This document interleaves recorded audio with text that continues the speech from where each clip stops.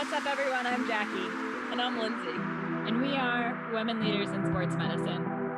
Here to help you grow your game and own your game. Hi, everyone. Welcome to Women Leaders in Sports Medicine podcast. I am very, very excited today, and I know Jackie is too, but I'm very, very excited today because we have Tesa Johns with us, one of the Pennsylvania State University's football athletic trainers. And as a diehard Penn State fan, I am super appreciative you're here to speak with us today, and Jackie is too. Yes, I am too. Well, thank you guys so much for having me. It's a pleasure to be able to share my story. Yeah. So I know you guys have been off for a little bit and you're starting to ramp back up with things slowly opening up in Pennsylvania. But can you tell us what the time off like with COVID has been a little bit like for you? Yeah. In a short one-word answer, it's been good, but you know, it's had highs and lows. I'm a very scheduled person, so it's been hard for me personally to kind of be living my normal life, you know, with the at-home hat on, and then all of a sudden in 15 minutes, I'm like, oh my God, I have a meeting soon. You kind of have to turn your brain back on and refocus. Meanwhile, my dog's in the background, you know, so that's been challenging and causing a little bit of just anxiety on overall, just trying to make sure I'm giving my all to each aspect of my life right now. But as far as my actual job, I've been working with players virtually, sending them stuff through online platforms, such as the Prehab guys actually. But it's been good. They're good. They're all doing what they can. And kind of that's my job right now, is to work with what they have and work with resources to make them the best right now. Yeah, definitely. That's nice you've still been able to connect with them. I know that's not always or hasn't been the case for some strength and conditioning coaches, but as physical therapists too, it's just, we've been fortunate enough to still be able to connect with them. So I think that's great. And I agree with what you said. It's probably a little challenging. At least I feel when I'm in one environment, it's easier to turn that part of me on or whatnot. Like when you're in the clinic, it's easy to turn on clinician mode versus when I'm in home doing a telehealth visit, it's kind of like, okay, I got to get my mind right. I got to get ready when, like you said, you have your dogs in the background and everything. So yeah, I'm sure you're not alone there, but I think that's good. You still want to connect with your athletes and everything. Yeah. It's really good. I think the dog part has been my favorite part of telehealth, honestly. Having a patient on the floor doing a plank and then their dog is randomly coming in. Probably my favorite thing. I think everyone should bring their dogs to work now, but I haven't gotten that approved yet, so we'll see. Right, I would love to have that approved. Right. So kind of getting into it and really getting into learning more about you, we'd love to know a little bit about your why. What brought you into wanting to get into athletic training? And also, was football always something that was kind of in your eyesight, or did that come about throughout your journey? So what's your why? Okay. I would say my why is my need to help people. I love being able to spread my knowledge and the joy I have for my profession to the student athlete. I think like most athletic trainers, I grew up playing sports. I was never injured, fortunately, but I did spend a little bit of time with my high school athletic trainer just because they were, always at practices, stuff like that. So I would say he introduced me to the profession.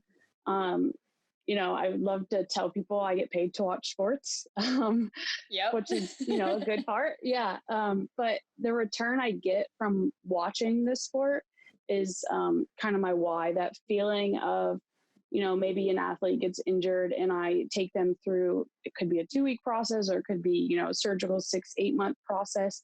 And then kind of watching them and helping them get through the ups and downs of a rehab. They go through so many triumphs and so many small victories, and then they get setbacks and just that emotional role, and then kind of watching it come to fruition when either they score a touchdown or make a big play, if it's defense or something like that. That's the big why, is just kind of seeing them. And a lot of times the players will come right up to you and be like, thank you. I wouldn't have been able to do that. And that's just kind of what keeps me going and what makes me love this profession.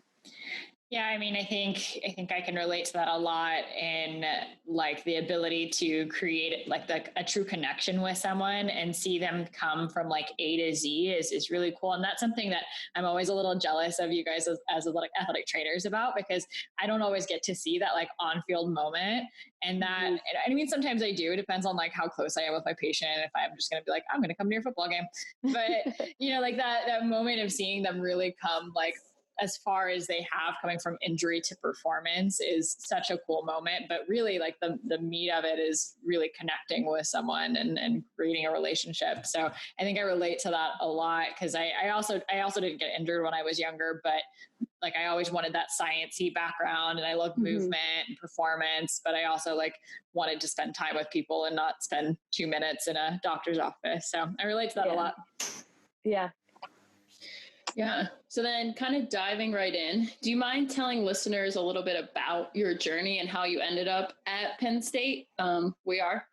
But oh goodness. Oh, this whole podcast. I know. It's gonna go the whole podcast. Here, just put Craig on here. No, kidding. I'm totally kidding. But just kind of touching on some of the unique opportunities you had and kind of really like the how you got to where you are now. Mm-hmm. So like I mentioned before, I was introduced to the profession through my high school athletic trainer. It was a brief intro. I actually went to college in hopes of getting into Penn State's business school.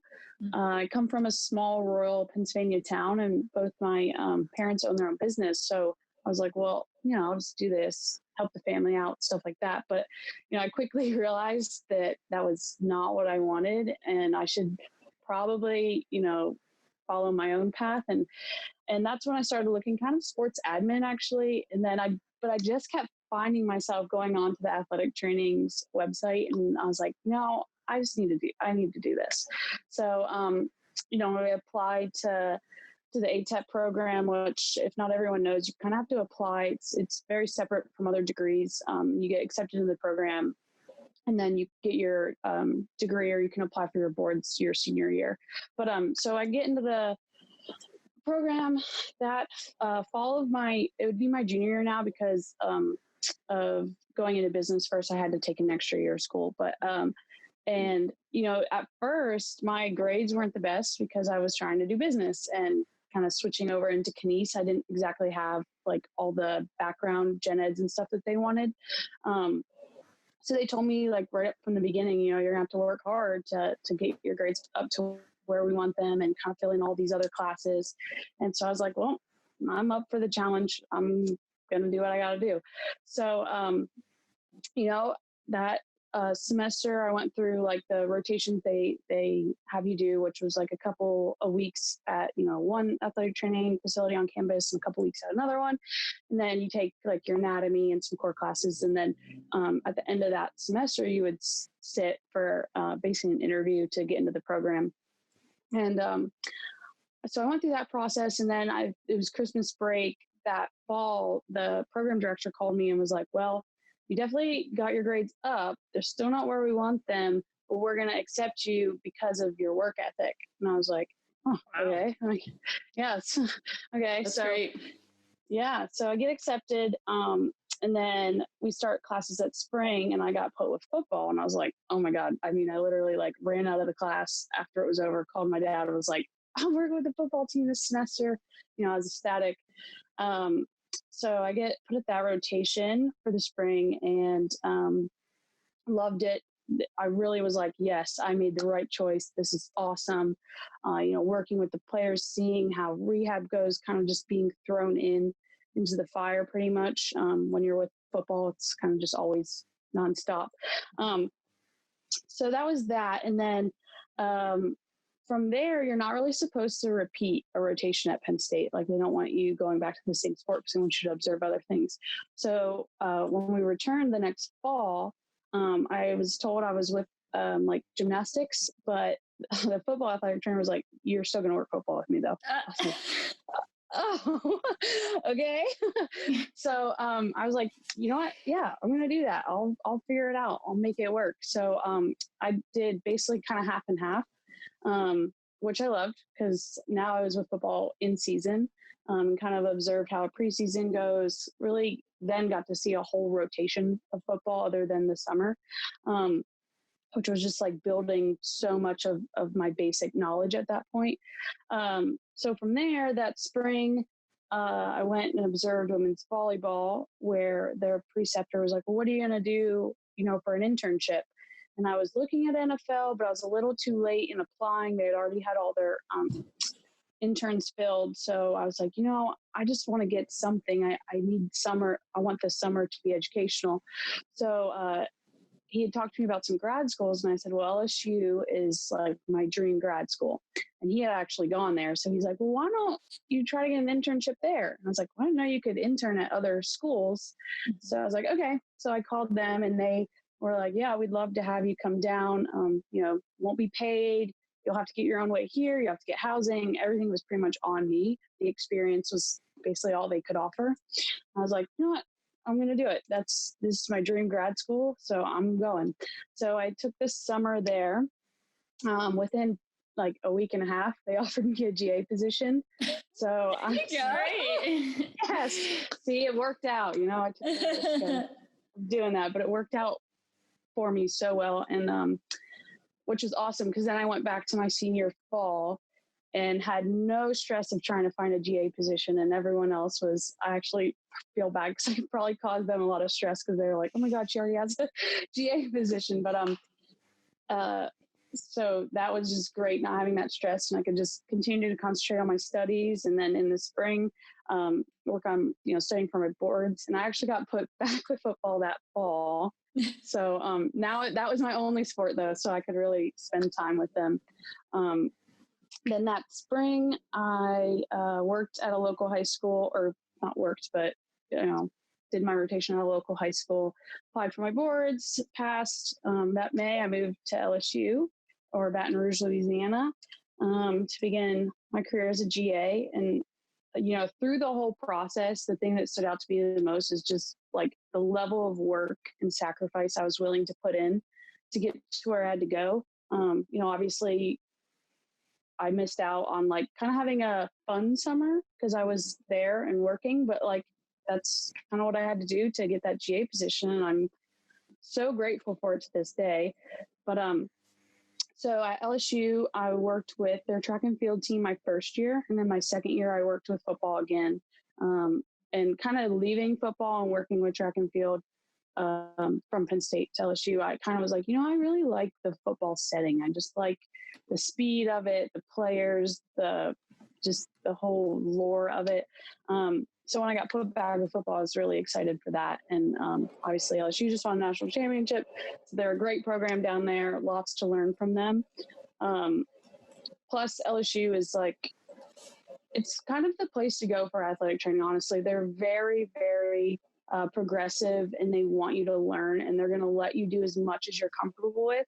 And obviously they're going to pull you back if you're getting a little too comfortable, because you are a graduate assistant. You're not, on your own yet. But that school is really, really good for observing. So I would tell anyone who wants an internship, you should look to them. And they are offering a lot of summer internships. But so that was that. And then then I started in my second year, I was needing to look for a job. And I was kind of deciding where I wanted to go. My fiance actually moved down. Well, he's my fiance now. At the time, he was my boyfriend, but he moved down with me.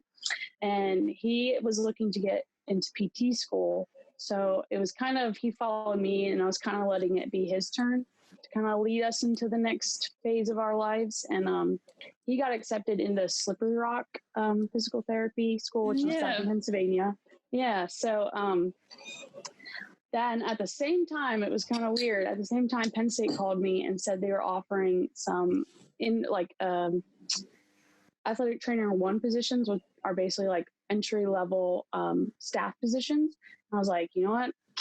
I have the chance to go back to Pennsylvania. He's going back to Pennsylvania. We'll be 2 hours away. Perfect. So of course I jumped on that right away. And at the time they just told me it'd probably be with like a softball, track, tennis, kind of a sport with a smaller roster that I'd be able to manage on my own. And I'd be on my own with a senior level staff member kind of observing and making sure I'm, doing everything right and stuff. But then upon the hiring process, they're like, actually, we're going to put you with football. That's okay. And I was like, yeah, it's okay. Yeah, right. That's fine. Please. Yeah, we're good. Just move me over there. So I got with football, showed them that my work ethic did not change. It was all pretty much the same staff members there.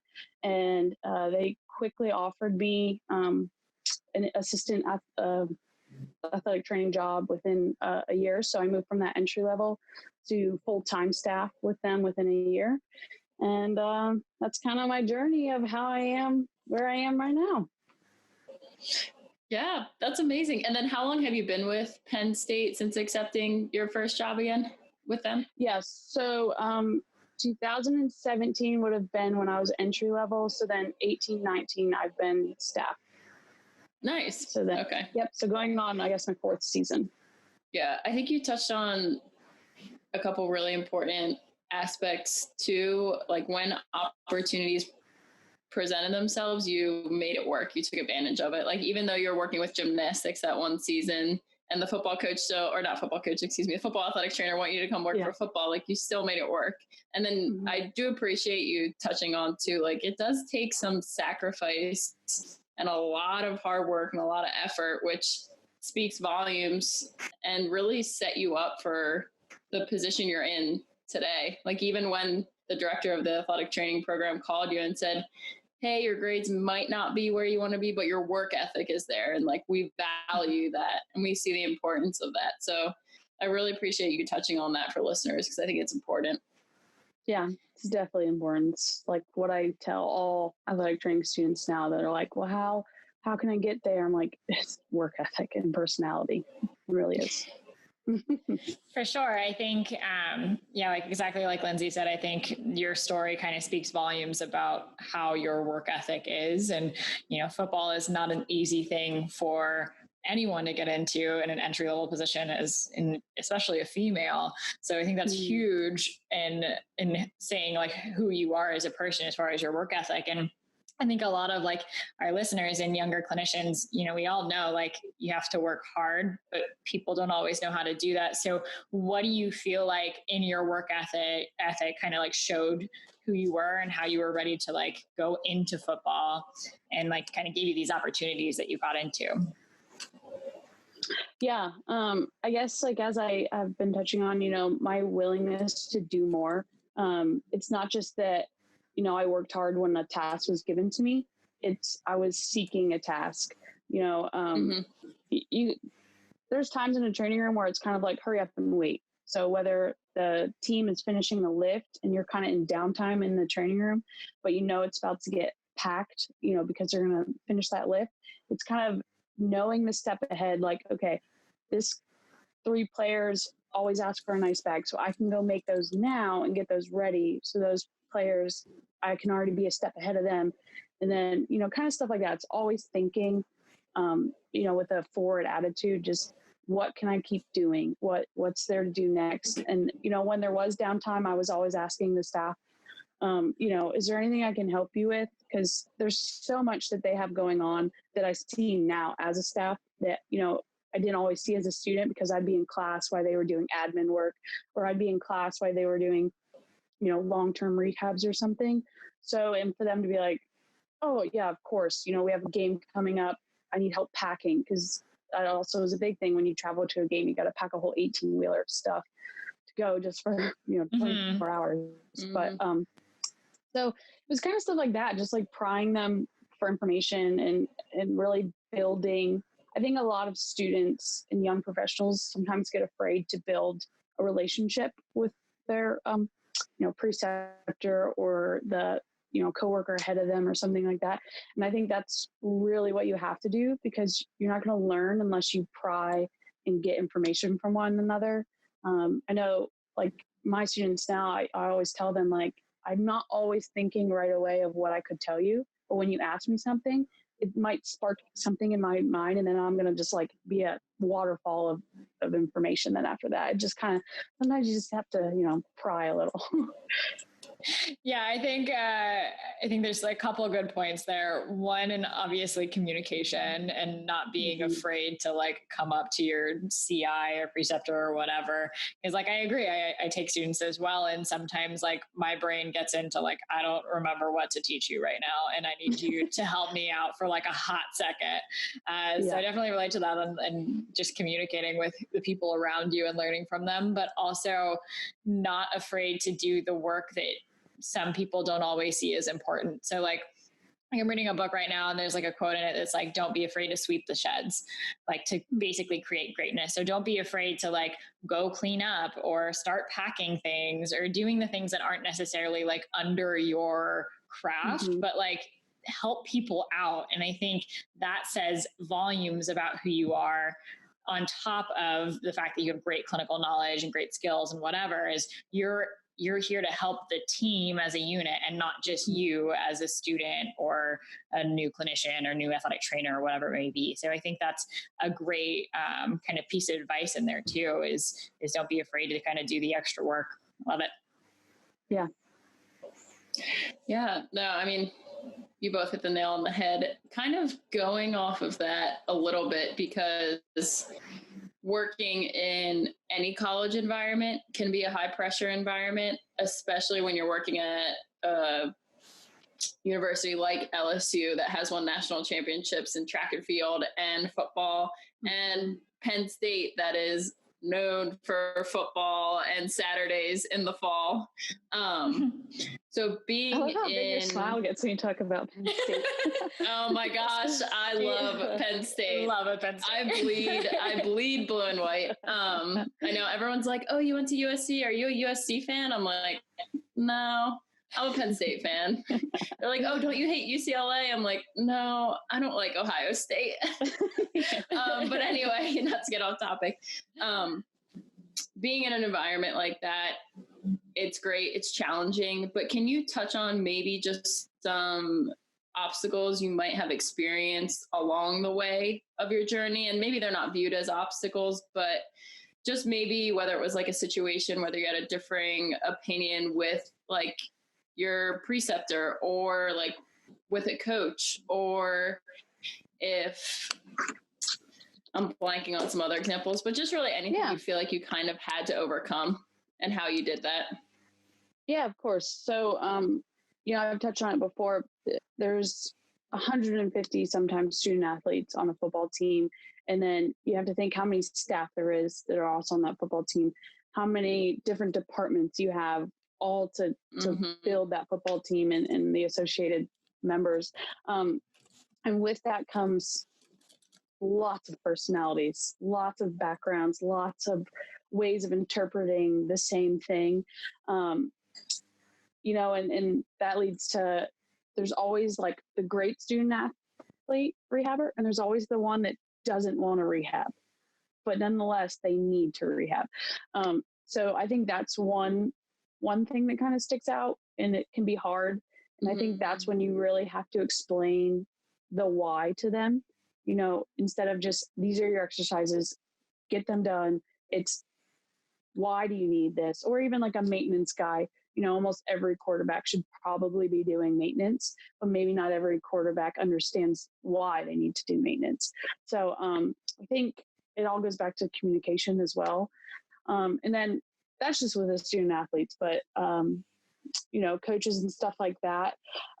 It's the same thing, communication and making sure they understand a process. They're always in the limelight and seeing social media and stuff like that. So, maybe a coach would be like, well, that kid just broke his leg and he's back on the field. Why isn't he? And it's well, coach, that was this injury. We have this injury. It's not the same. Every student athlete isn't the same.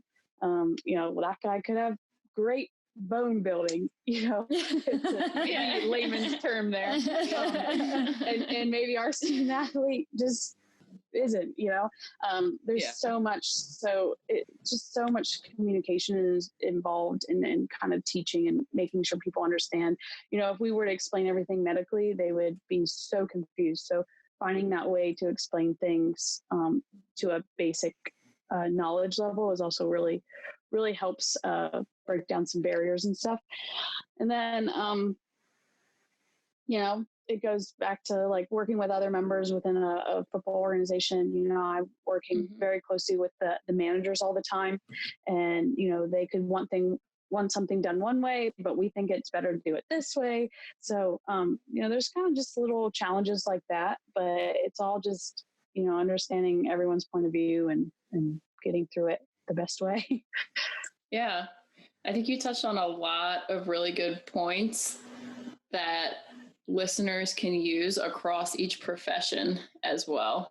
I mean, touching on the one you mentioned last, I think is super important, to trying to understand where someone else is coming from so that you can find that middle ground to get whatever goal completed you need to get completed. Mm-hmm.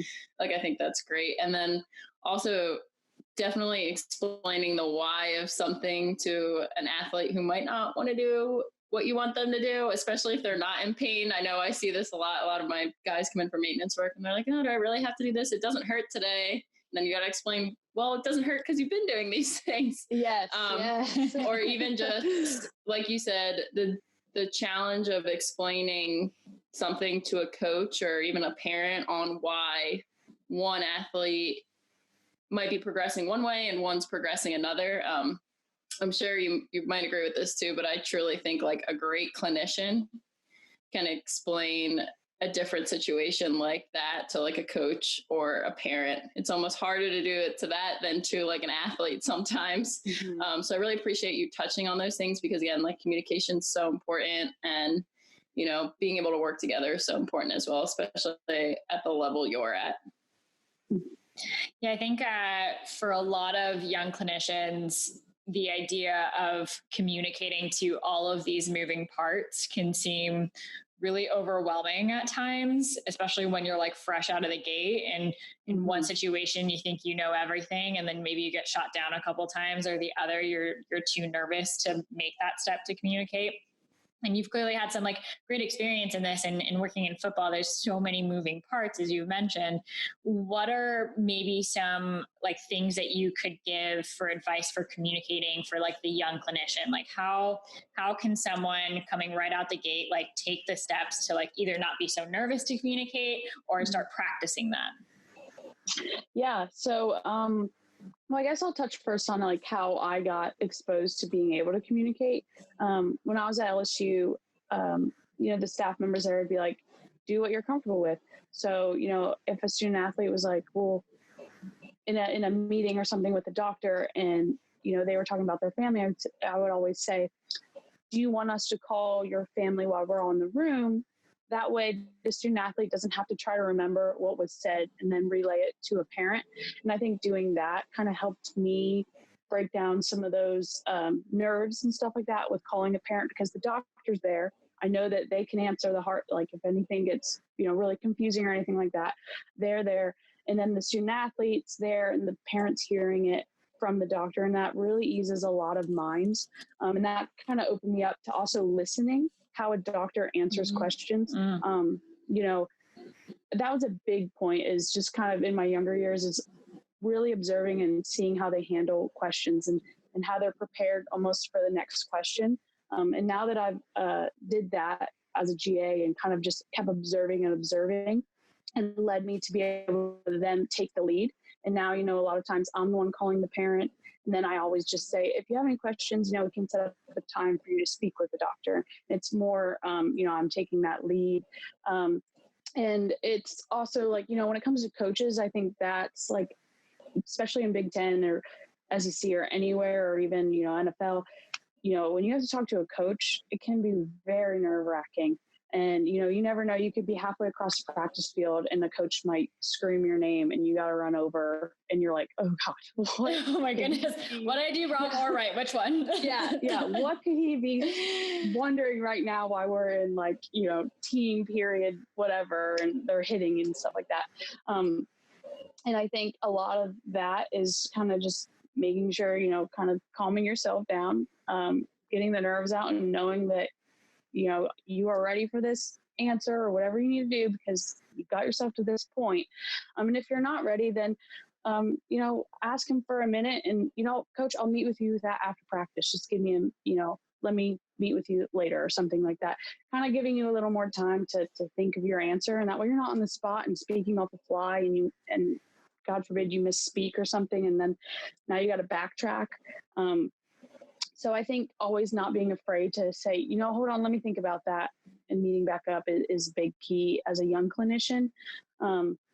And then, even as a young clinician, to fall on the ones ahead of you. There's many times where I say, I'm not quite sure, but let me ask the head athletic trainer. And they would appreciate that too, because again, they would hate for you to misword something or mislead someone. And now we kind of have to swim a different path to get to where you want. So I would just say kind of leaning on peers and making sure that when you speak, you're confident and cool and collected.